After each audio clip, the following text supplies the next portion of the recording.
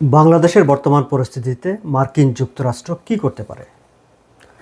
মার্কিন যুক্তরাষ্ট্র কি কেবল উদ্বেগ প্রকাশ করে যাবে? এর বাইরে কি মার্কিন যুক্তরাষ্ট্রের আর কিছুই করার নেই?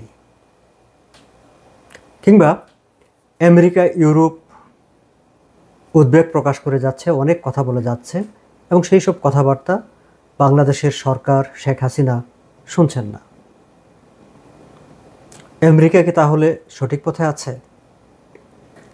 দর্শক, এই প্রশ্নগুলো উঠে এসেছিল মার্কিন যুক্তরাষ্ট্রের স্টেট ডিপার্টমেন্টের নিয়মিত ব্রিফিংয়ে। সোমবার, মঙ্গলবার দুদিনই ঘুরে ফিরে একাধিক সাংবাদিক স্টেট ডিপার্টমেন্টের স্পোকস পারসন ম্যাথিউ মিলারকে এই প্রশ্নগুলো করেছেন এবং ম্যাথিউ মিলার তার মতো করে প্রতিটি প্রশ্নের উত্তর দিয়েছেন। ম্যাথিউ মিলারের উত্তরগুলো আপনাদের সামনে একটু তুলে ধরতে চাই দর্শক। আমি কেবলমাত্র স্পোকস পারসন ম্যাথিউ মিলার যেসব উত্তর দিয়েছেন সেগুলো তুলে ধরব, নিজের কোনো মতামত বা মন্তব্য এখানে যোগ করব না। কারণ আমার কাছে মনে হয়েছে ম্যাথিউ মিলারের বক্তব্যগুলো থেকে আমরা বাংলাদেশ সম্পর্কে কিংবা বাংলাদেশের বর্তমান যে অস্থিরতা চলছে সেই সম্পর্কে আমেরিকার অবস্থান কিংবা আমেরিকার দৃষ্টিভঙ্গি কি তার একটা চিত্র হয়তোবা পেতে পারি। আবার এটিও হতে পারে যে ডিপ্লোম্যাটরা সবসময় ডিপ্লোম্যাটিক ওয়েতে কথা বলে। What ever baby, Matthew Miller যে কথাগুলো বলছেন আমরা সেই কথাগুলোই কেবল আজকে আপনাদের সঙ্গে শেয়ার করি। তার আগে একটু বলে নিই দর্শক, সোমবার ব্রিফিংয়ে বাংলাদেশি আমেরিকান 5 জন সাংবাদিক উপস্থিত ছিলেন এবং 4 জন সাংবাদিকই প্রশ্ন করেছেন এবং ঘুরে ফিরে 4 জন সাংবাদিকের প্রশ্নেই এই বিষয়গুলি মূলত ছিল। তার মধ্যে একটি প্রশ্ন ছিল, তিনি এক ধরনের একটি সমাধানও এগিয়ে দিয়েছিলেন ম্যাথিউ মিলারের সামনে। সেটি হচ্ছে অর্থনীতিবিদ নোবেল বিজয়ী ডক্টর মোহাম্মদ ইউনূসের নেতৃত্বে বাংলাদেশে যদি একটি কেয়ারটেকার গভর্নমেন্ট হয় তাহলে প্রশ্নকর্তা বলছেন তাহলে বাংলাদেশের জনগণ তাদের ভোটাধিকার ফিরে পাবে বলে বাংলাদেশের অনেকে মনে করেন। এটি হচ্ছে প্রশ্নকর্তা সাংবাদিকের একটা স্টেটমেন্টমূলক প্রশ্ন ছিল ম্যাথিউ মিলারের কাছে। এবং তিনি আরও অন্যান্য জাতিসংঘ, অন্যান্য আন্তর্জাতিক সংস্থাগুলো, ডক্টর মোহাম্মদ ইউনূস সহ বিভিন্ন ইন্টারন্যাশনাল ফিগাররা বাংলাদেশের ব্যাপারে হস্তক্ষেপ করার ব্যাপারে ইন্টারন্যাশনাল কমিউনিটির, জাতিসংঘের, মার্কিন যুক্তরাষ্ট্রের দৃষ্টি আকর্ষণ করছেন। এইসব বিষয়গুলো তুলে ধরে তিনি জানতে চেয়েছিলেন যে মার্কিন যুক্তরাষ্ট্র আসলে তারা কিভাবে সহযোগিতা করতে পারে বাংলাদেশের ক্ষেত্রে। যাই হোক, এই প্রশ্নের জবাবে অবশ্য বিশেষ করে ডক্টর মোহাম্মদ ইউনূসের নেতৃত্বে, এবং ওই প্রশ্নে অবশ্য বলা হয়েছে যে ডক্টর মোহাম্মদ ইউনূস যার সঙ্গে মার্কিন যুক্তরাষ্ট্রের একটা গভীর সম্পর্ক আছে এবং যিনি মার্কিন যুক্তরাষ্ট্রের বন্ধু কিংবা মার্কিন যুক্তরাষ্ট্রের স্বার্থ যিনি দেখবেন এরকম আর কি, যে সেই ক্ষেত্রে কী করণীয় আছে। যাই হোক, সেই প্রশ্নের উত্তরে অবশ্য ম্যাথিউ মিলার বলেছেন যে এই প্রশ্নটি আসলে বাংলাদেশের জনগণের কাছে করার বা বাংলাদেশের জনগণের জন্য এটি প্রশ্ন, মার্কিন যুক্তরাষ্ট্রের এই জায়গাটায় কোনো কিছু করণীয় নেই। যাই হোক, আমি মঙ্গলবারের সংবাদ সম্মেলনে ব্রিফিংয়ে আসি। এখানকার প্রশ্নে প্রথম যদি আমি এই জায়গা থেকে আসি, what I can help from you for my country Bangladesh. প্রশ্নকর্তা বলছেন যে তোমার কাছে মার্কিন যুক্তরাষ্ট্রের কাছে আমার দেশ বাংলাদেশের জন্য আমরা কী আশা করতে পারি। মিস্টার মিলার তার জবাবে বলেছেন যে দেখো, আমরা সবসময় আমরা প্রতিদিন যে কথাগুলো বলে আসছি, আমি সেই কথাগুলো বলে আজকেও আবার বলবো যে আমরা চাইবো যে উভয় পক্ষ সেখানে তারা সহিংসতার পথ পরিহার করবে, তারা একটি শান্তিপূর্ণ অবস্থান তারা গ্রহণ করবে। এবং তিনি বলছেন যে we condemn any acts of violence, যে কোনো ধরনের সহিংসতার আমরা নিন্দা করি। এবং সেই সহিংসতাটা যদি হয় যে সরকার করছে কিংবা যদি হয় যে যারা আন্দোলন করছে, আন্দোলন করতে গিয়ে যদি তারা সহিংসতা করে, আমরা সেটারও নিন্দা করি। আমরা চাই, তিনি বলছেন যে আমরা চাই সরকার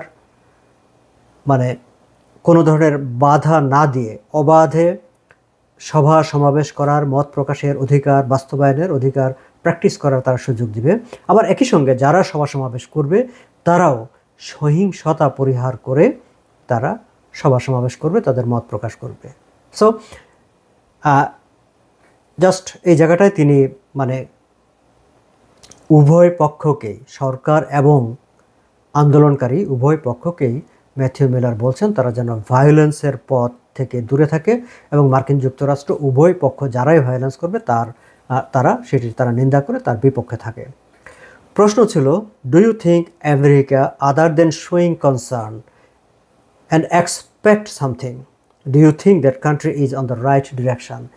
এই যে আমেরিকা কেবল উদ্বেগ প্রকাশ করছে, এটি কি সঠিক পন্থা? এর বাইরে কি আমেরিকা আর কিছু করতে পারে? এই প্রশ্ন ছিল মুখপাত্র ম্যাথিউ মিলারের কাছে। তিনি বলছেন যে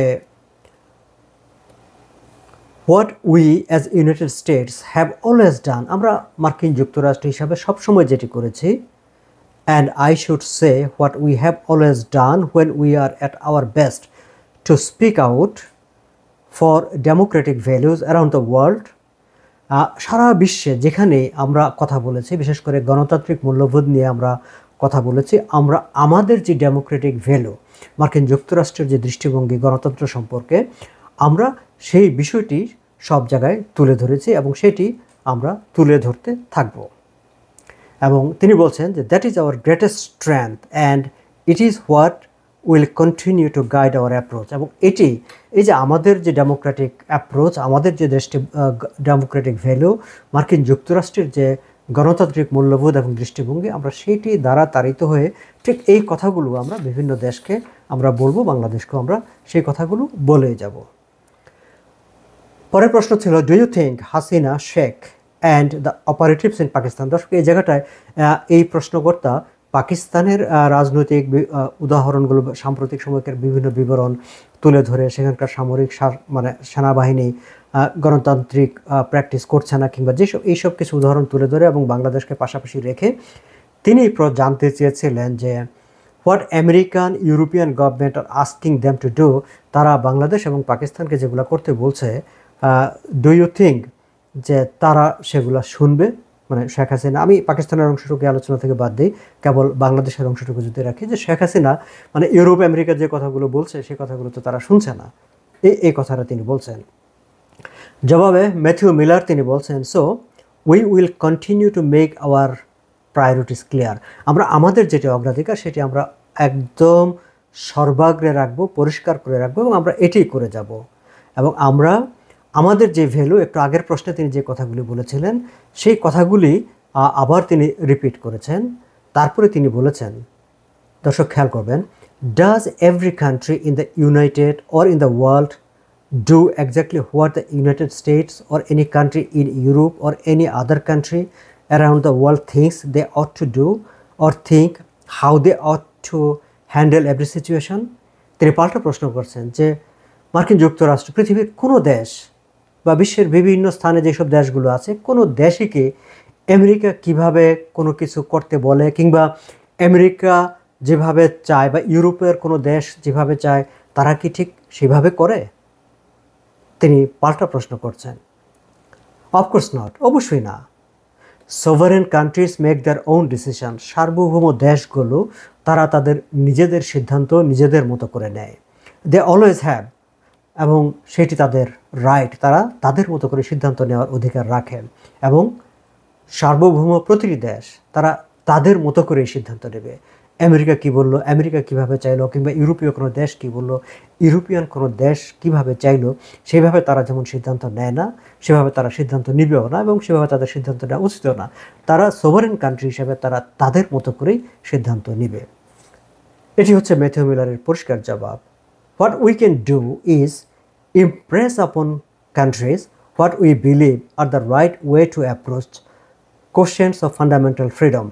এবং এই যে fundamental freedom, questions of democratic values, এইসব বিষয়ে, হিউম্যান রাইটস, এইসব বিষয়ে আমরা কি করতে পারি, আমরা আমাদের দৃষ্টিতে কোনটিকে গুড প্র্যাকটিস, বেস্ট প্র্যাকটিস, আমরা কোন প্র্যাকটিসটাকে ভালো প্র্যাকটিস মনে করি, সেই বিষয়টি আমরা তাদের সামনে তুলে ধরতে পারি এবং তাদেরকে আমরা ইমপ্রেস করার চেষ্টা করতে পারি।